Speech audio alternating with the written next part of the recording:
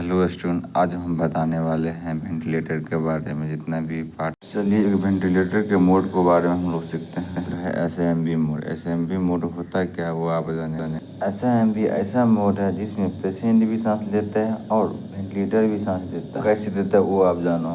जब पेशेंट सांस खुद से लेती है तब वो अपना सपोर्ट देती है। जब पेशेंट खुद से सांस नहीं लेती है उसके दौरान वेंटिलेटर अपना कंट्रोल में लेती है और फुल टाइटर वॉल्यूम के साथ देते हैं। इस वक्त वह सांस अपने इफेक्ट से नहीं ले पाते, उस समय अपना कंट्रोल में अपना इफेक्ट दे टाइटर वॉल्यूम फुल दे के उसको ज़रूरत है ऑक्सीजन मरीज को उतना ऑक्सीजन डिलीवर करता है टाइटर वॉल्यूम के साथ।